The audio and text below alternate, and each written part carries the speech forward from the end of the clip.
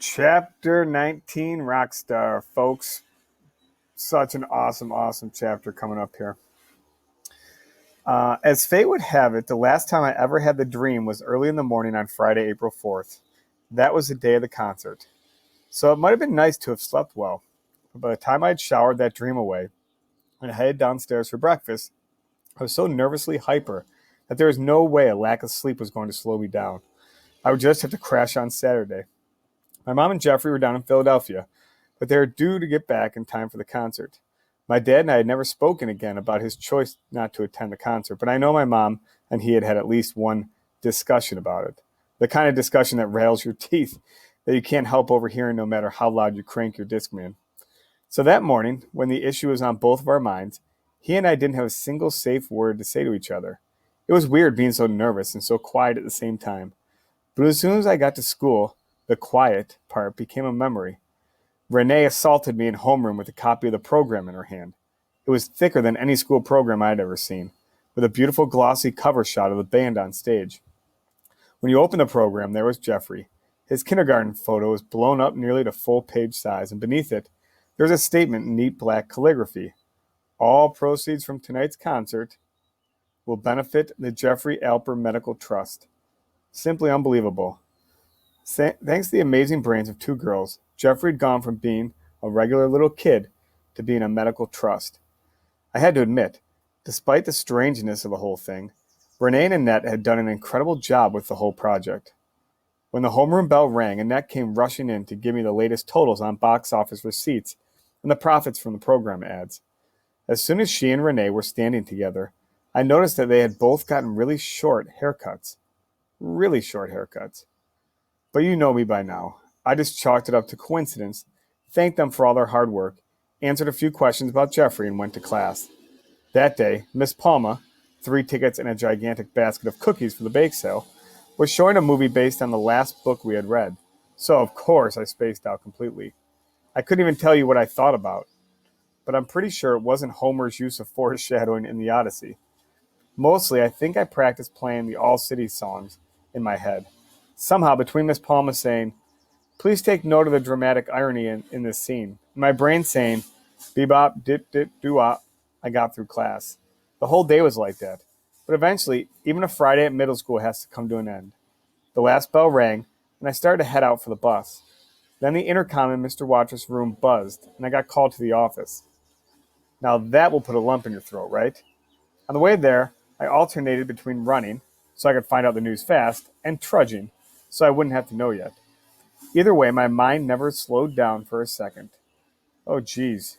Grandma fell and broke her hip. Oh, God. Dad is here to kidnap me, so I can't be at the concert. He'll probably set me up with a slide rule and a pile of tax returns in some cheesy motel by the interstate. All he has to do is hold me for about 6 hours, and it will all be over. My hopes, my dreams, my big conga solo, ruined.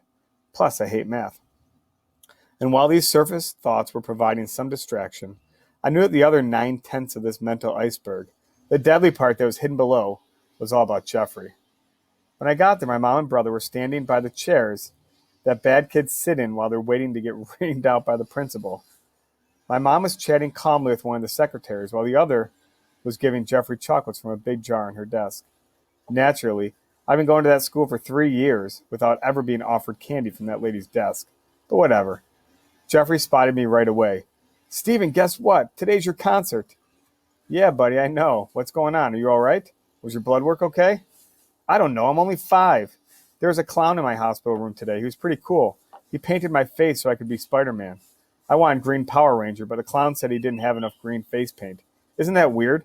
He wasn't such a prepared clown, I don't think." I needed some facts, and I needed them pronto. "Mom." "Don't interrupt, Steven." "Mom, is everything okay?" "Sure." "Then why are you here? Why'd you page me and give me a heart attack?" "We were on our way home, and I thought you might like to spend some time with your family on your big day." "So we picked you up. Don't be so dramatic." "I'm not being dramatic, Mom. I was worried." "Well, worry no more. Your mother's on the scene, and everything is under control." Yeah, things have been completely out of hand before she stepped in to rescue me heroically from my long, painful bus ride with Annette and Renee. "Thanks for the thought, Mom, but I am entitled to a complimentary bus ride home at taxpayer expense. and I hate to disappoint the taxpayers, so I'll just be on my way then. Stephen, wait. I want to see you. I missed you. They did me a spinal tap. It was scary. Sigh. So long, my girls. Hello, my boy. On the way home, my mother briefed me about Jeffrey's treatment. His count still didn't look good, and Dr. Moses had almost kept me in the hospital for another few days. But when my mom told the doctor about the big concert, he had agreed to discharge Jeffrey with another specific warning to rush to the ER if anything didn't seem right. I was grateful to my mom for going to bat about this. With my dad refusing to attend, my 15 minutes of fame would have been pretty lonely without her and Jeffrey. I mean, I would still have known like half the audience, and my grandparents weren't going to miss us for anything. But still, it was nice to know that I'd have a couple relatives there who didn't need to chug a can of Geritol to stay awake for the whole performance. For his part, Jeffrey did seem kind of wiped out. On the other hand, he was also definitely all psyched up to see me play. My mom had explained to him that the concert was going to raise money for his treatment, that he should thank people for coming, that he should behave himself like a gentleman, blah, blah, blah, blah, blah. But he hadn't been particularly interested in any of that. His big goal for the evening was to shout out, "Yay, Stephen, that's my brother," every time I hit the drum. Back at the house, we still had about an hour and a half to kill before I was supposed to be at the high school. I was a madman. I paced back and forth in my room, laying out, refolding, and double-checking my clothes. All City Jazz Band t-shirt and black jeans, as if there was a way to screw up putting on a uniform. Then, I stalked downstairs to the kitchen and laid out 3 different snack cakes, agonizing over which one would provide the best musical energy boost. Well, the chocolate-covered, chocolate-filled chocolate donut provides both sugar and caffeine, yet the vanilla snack cake is even sweeter for that quick burst of power. And while the classic apple pie, it is individually wrapped in wax paper for freshness and probably provides traces of at least one vitamin. In the end, my mother walked in and insisted I eat a yogurt, as if that were food. I knew the band would be having the traditional post-concert pizza delivered to the rehearsal room, but honestly, was I supposed to survive on nothing but bacteria-laden milk solids for the next several hours? A compromise was reached, and I'm pleased to report that vanilla yogurt makes quite an edible topping for apple pie. I bounced around the house, trying not to wake Jeffrey, who had dozed off on the living room couch. I read Modern Drummer magazine for 5-minute stretches. In between, I paced some more. Occasionally, I peeked out the front window and hoped that my father had changed his mind and was at that very moment pulling up to the house. But who was I kidding? The time crawled by like tortoise with arthritis, but finally the kitchen clock said 5:17. It was time to roll out. I shouted for my mom, woke Jeffrey up, ran upstairs, changed into my concert clothes, put on my shoes, and was standing by the door to the garage by 5:19, chanting, "Let's go, come on." Feel free to try that at home, by the way. Moms love it. I practically hurled Jeffrey into his booster seat and dove headlong into the car after him. I was in the mood to peel out, burn rubber, lay the pedal to the metal. I wanted my mom to skid her way to the concert, like maybe we get pulled over for speeding. My mom could tell the officer, "But sir, do you know who's in the back seat? That's Stephen Alper, the second drummer for the All City Jazz Band, and his concert starts in less than an hour." Then the cop could dash back to his car, call headquarters, and get us a motorcycle escort to the high school. Or our mom could just putt there at her usual stately 31 miles per hour while Jeffrey and I bounced and chatted in the back seat like 2 bald monkeys on a sugar high. Either way, I suppose we wound up at school. Jeffrey insisted on coming with me into the band room, which was his right since the concert was for him. When we entered, I almost had a heart attack. This part's amazing. Love, love, love this part. Had I screwed up my uniform after all? My mom looked at me. I looked at my mom.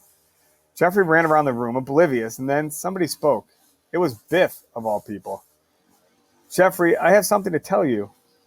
We, the members of the All City Jazz Ensemble, would like to present you with a gift in honor of your courage, your good cheer, and the inspiration you give to all of us." Well, that was laying it on with a trowel, but okay. He had our interest anyway. "So, Jeffrey, we hereby proclaim you to be an honorary member of the band. It is my pleasure to give you this official All City t-shirt and this very special All City ball cap." Such a good part. He took off his own cap to give to Jeffrey. Underneath it, he was bald. Biff had shaved his head in tribute to my brother. Just as I started to get a mental grasp on this, everyone else reached for their hats too. At a signal from Annette, who was standing with Renee by the piano, they all whipped off their hats as well. My mom was the only person in the room with hair long enough to comb. I flashed back to Annette and Renee's matching super short do's, and suddenly it all made sense. Suddenly, too, I had a huge lump in my throat. Jeffrey was running all over the room, hugging everyone, rubbing players' heads for good luck, and my mom was standing there next to Mr. Watrous, whose natural baldness had excused him from the pre-show razoring festivities.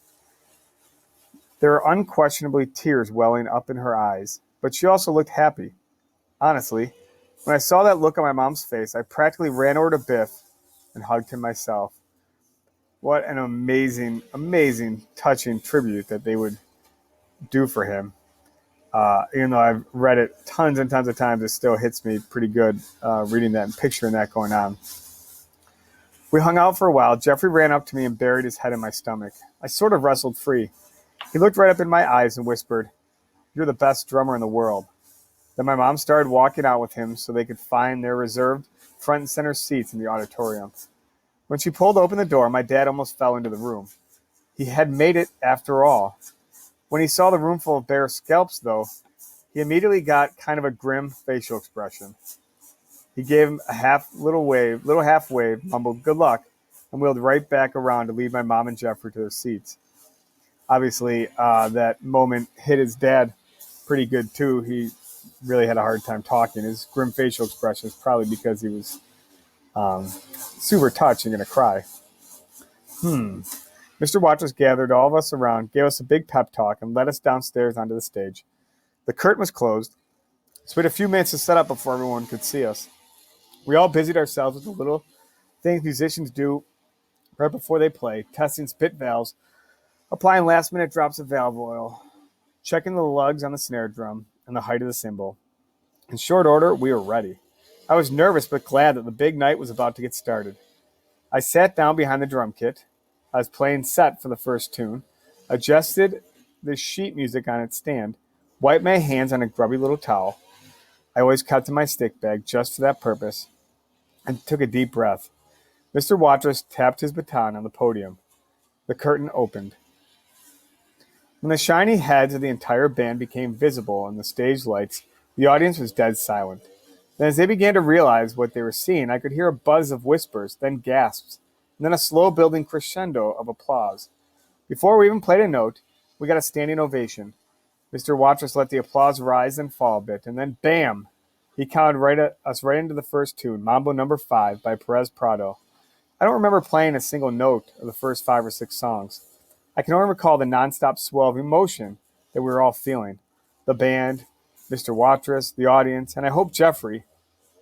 Every song went better than the one before. Every solo got hotter and hotter, more and more beautiful. The fast numbers were a ride of energy, and the ballads put the entire place into some kind of powerful floating dream state. I've never experienced anything like it, but I knew that the entire point of playing music was to hope that once in a while you could bring this feeling to an audience of people.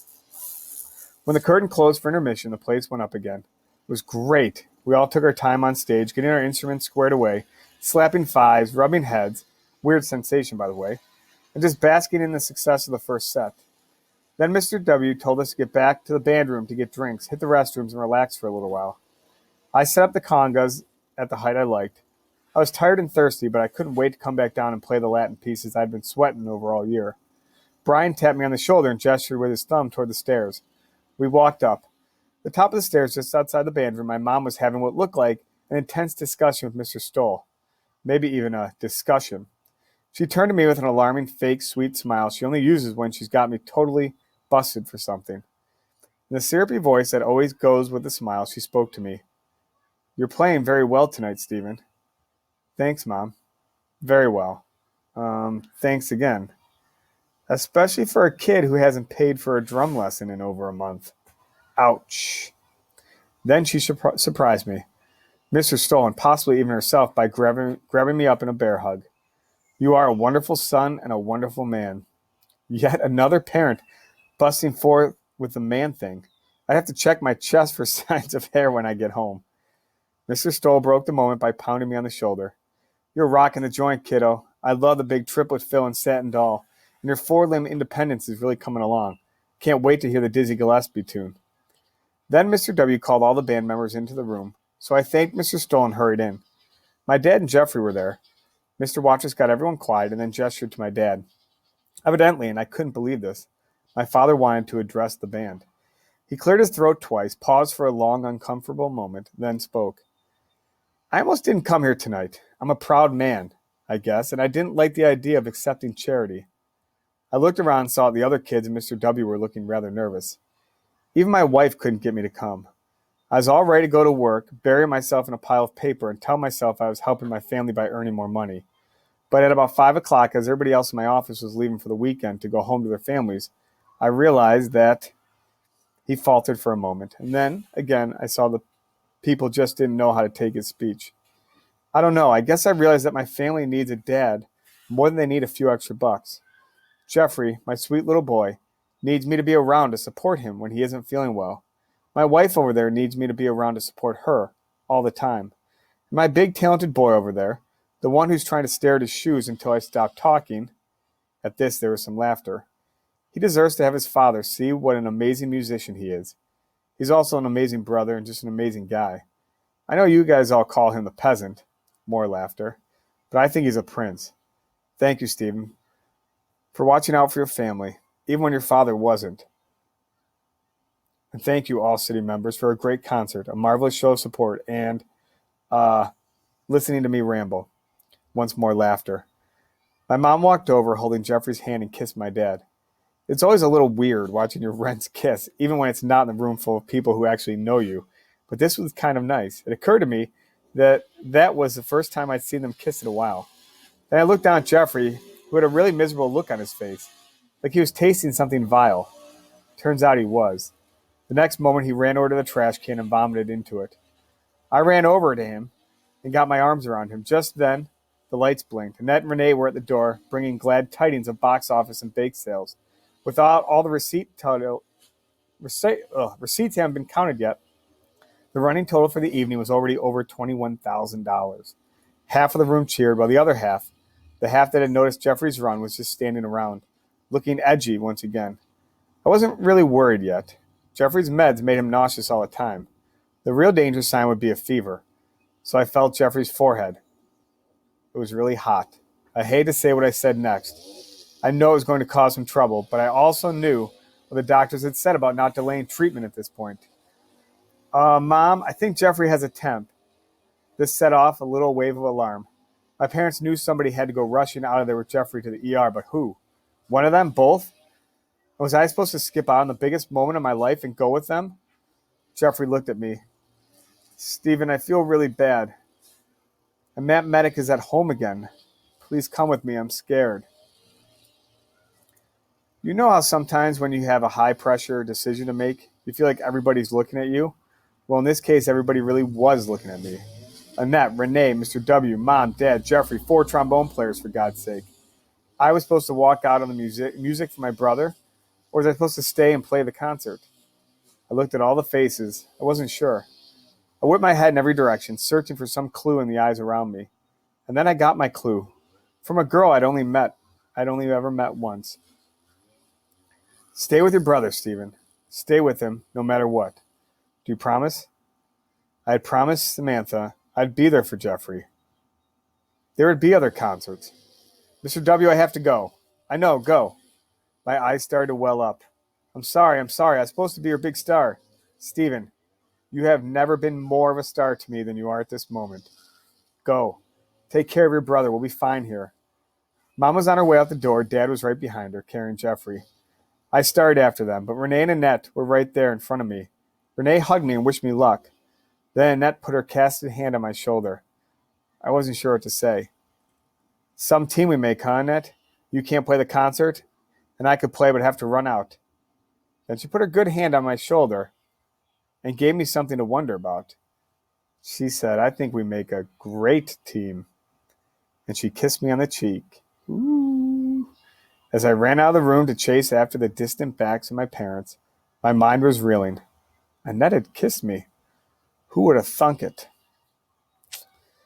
And chapter 20, the end, is next week. So we get to find out what happens. A little cliffhanger. We'll find out what happens next. So complete your work with these chapters. There isn't much at all. Just do your summaries. That's all I'm looking for. I hope you enjoy these chapters. Great, great, great story. All right. See you guys later.